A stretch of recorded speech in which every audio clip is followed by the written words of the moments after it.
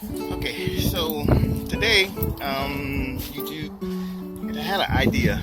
I live right behind a field, which means there's lots and lots of rodents, rabbits, squirrels, gophers, mice, rats, you name it. They come in here, and I really can't plant anything in the ground too much because gophers are so bad that even if I get rid of them, there's just another batch waiting to come in. So I have to plant everything basically above ground or in boxes, such as this, that. Fortunately, this one here has got a metal screen under the bottom, so the gophers can't, come up and eat them. These are my collard greens, and I use them pretty regularly. These are beans. They're in a pot. I got plenty of potting soil when I do that. All my little trees, I got them in pots. And so today what I wanted to do was, this whole area is going to be my little greenhouse area. It's probably 10, 20, 30, 35 feet by 20 feet. And I've already got some stuff started growing. I'm trying to grow a pineapple. See how that works. This right here is my worm bed. I have 3 of them. I have this one here, which is the biggest one, and then I have this one here, which is a little smaller. That's a potato plant. Oh, by the way, this is a great trap. It's a earwig trap. All it is a butter container with a little bit of oil in the bottom, and it's buried up to the brim. So they come along, they drop in, and that's it. You don't have to worry about them. And as you can see, they've been really chewing on my plants here. So I put the trap right there. This is also a potato plant, and I did the same thing over here, and I got rid of most of them. But as you can see, they did a pretty good number to it also. But they're just wild, so I'm not really worried about it too much. Black walnut, elephant ear, another collard green. This is my other experimental worm bed. I'm just trying to figure out what's the best way of doing it. But I got some mulch, and I have red worms in there, and I use the dirt to help promote growth in my plants. But yeah, not to mention they get rid of a lot of food waste that I have, so that's a good thing also. But anyway, I'm hoping that, I'm hoping it works. I use that dirt with the mulch. But back to the product. Okay, so I figured I'd come here and I'd put my plants in crates. What I'm going to do is I'm going to level this out. I'm going to put some boards across it. Put a couple of these other crates to give it some height. So it's going to be, maybe that high, and the top will be there, which means the plants will be, here, which will be comfortable. So I've already started working on leveling the corners, and I got my boards, and I got my crates. I need some plastic, and I got my mulch over there, and I'll show you when I get started and get ready to go. So stay tuned.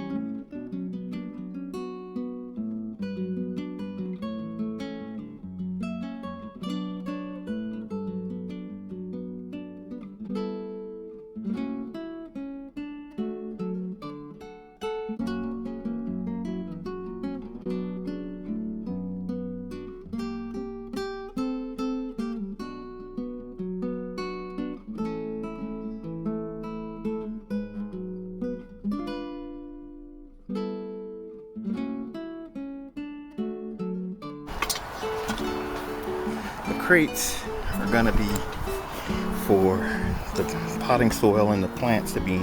And I made it kind of high so it doesn't be so low. I don't want it to swoop over so much. But it's about a foot deep, maybe 2 feet long, maybe a foot and a half wide, and it's off the ground. I got my water source right here. I already got my timer so I can run sprinklers to it. And I think that's gonna be a really easy and cheap way to grow my vegetables without worrying about the rodents getting in there and taking care of it. So I'll be back in a minute when I get it set up. Let you take a look at it.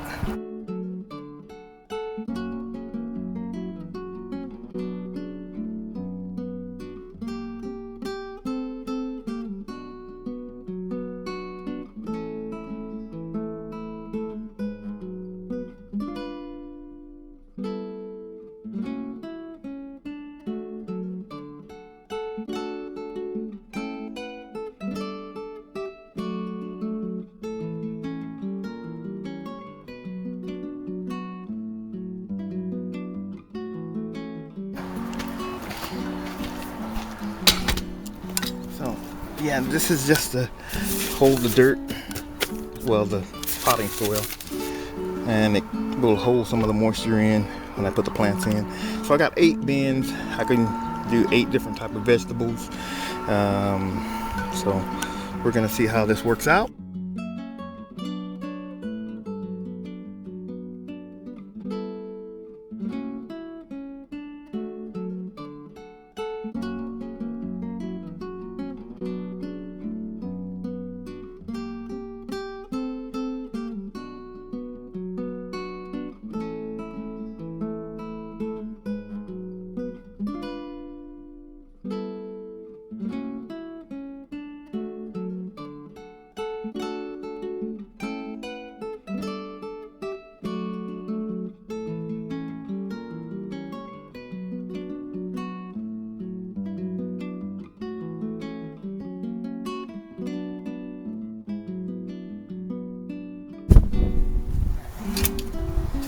Right to me. Let's get it into the box.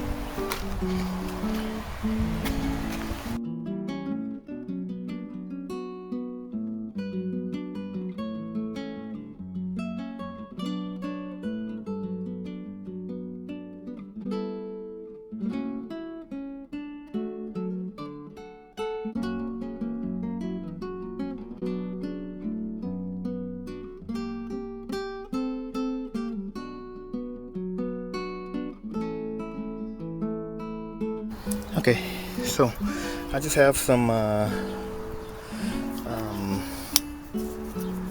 peppers. They're just sweet peppers. They're not hot. And I bought them from the store. And they don't have a lot of seeds, as you can see. Just a few. So what I'm going to do is I'm going to plant more than one in a line.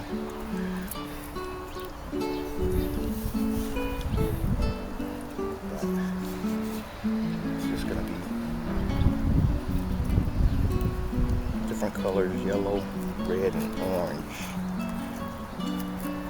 It's got a few more than that one had. It's not gonna really matter.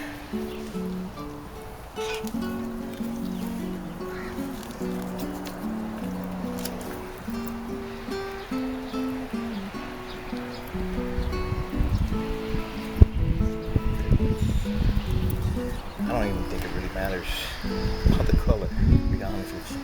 I don't know if they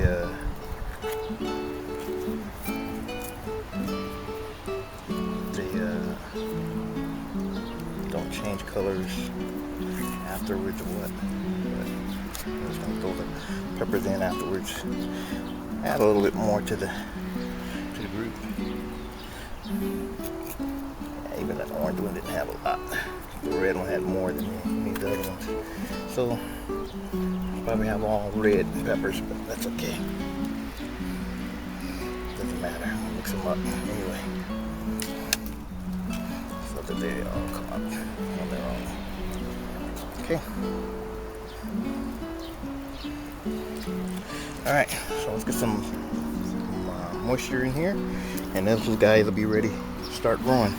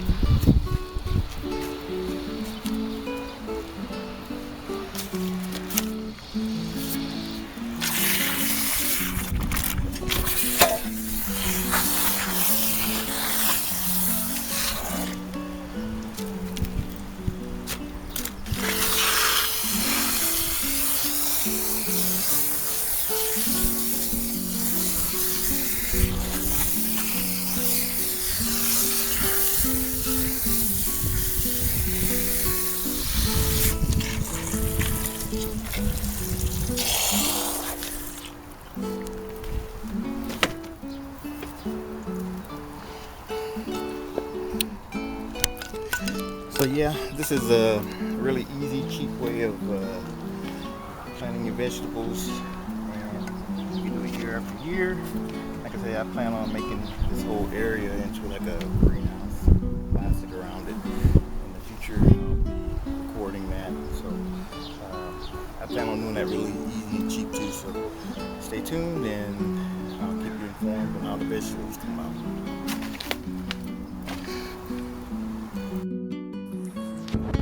So,